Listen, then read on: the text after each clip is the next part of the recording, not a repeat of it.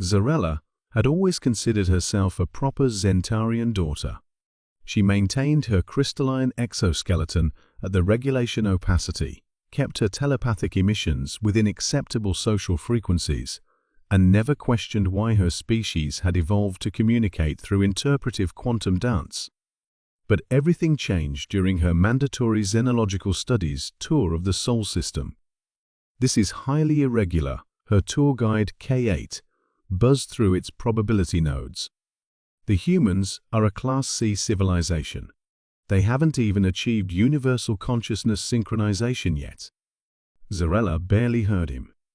She was too busy pressing her face against the observation deck's transparent aluminum, watching a group of human males playing what her database identified as beach volleyball on the Australian coast below.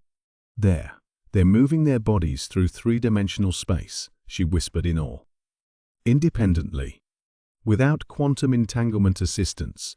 K8's probability nodes flickered with concern. Yes, humans rely on primitive mechanical locomotion.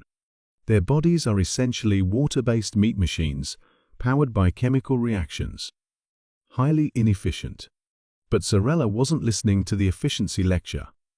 She was mesmerized by the way the humans' muscles flexed as they jumped and dove for the ball, their movements precise and powerful, despite lacking any cybernetic enhancements.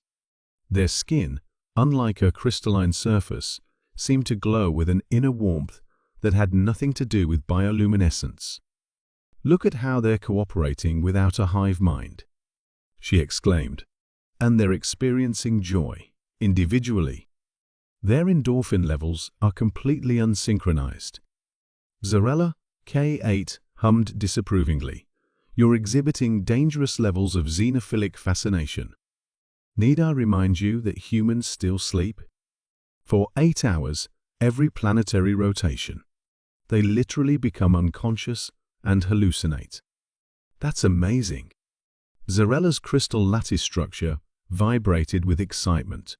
"They dream. They have individual, unique experiences even while unconscious. And look at their social interactions. They're so unpredictable, so spontaneous." Down on the beach, one of the humans had just executed what her database labeled as a high five with his teammate. Zarella's sensors detected the resulting endorphin spike in both participants.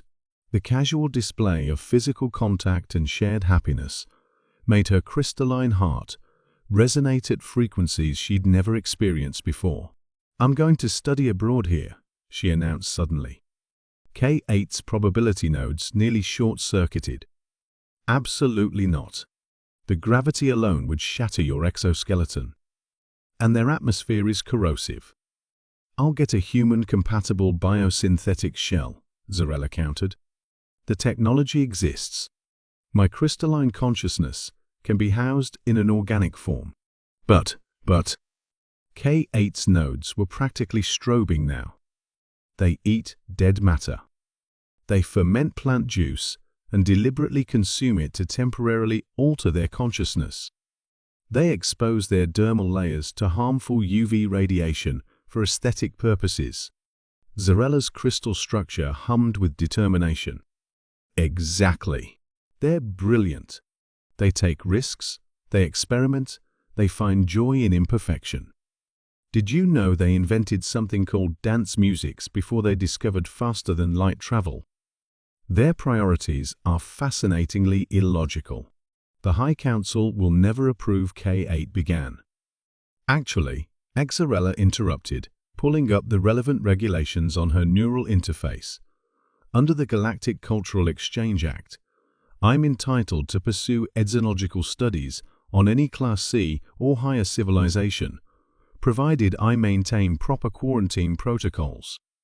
And look, there's a human university right there in that coastal settlement. They even have a xenobiology program." K8's probability nodes dimmed in defeat. It knew that tone in Zarella's harmonic frequencies. She had made up her mind, and no amount of logical argumentation would dissuade her. 6 local solar cycles later, Xarella stepped onto the campus of the University of Queensland in her new biosynthetic body. Her crystalline consciousness had been perfectly integrated into a human-compatible form, complete with the ability to process dead matter for energy and experience those fascinating chemical-based emotions firsthand. She had to admit the gravity was taking some getting used to, and the constant need to protect her new dermal layer from UV radiation was tedious. But the first time she felt the ocean breeze on her skin, actual sensation, not just data input, she knew she had made the right choice. As she walked to her first class, she passed the same beach she had observed from orbit. The volleyball players were there again, their movements still as fascinating as ever. One of them waved at her, and she felt her new body respond with what her database identified as butterflies in the stomach, a delightfully irrational metaphor that perfectly captured the sensation.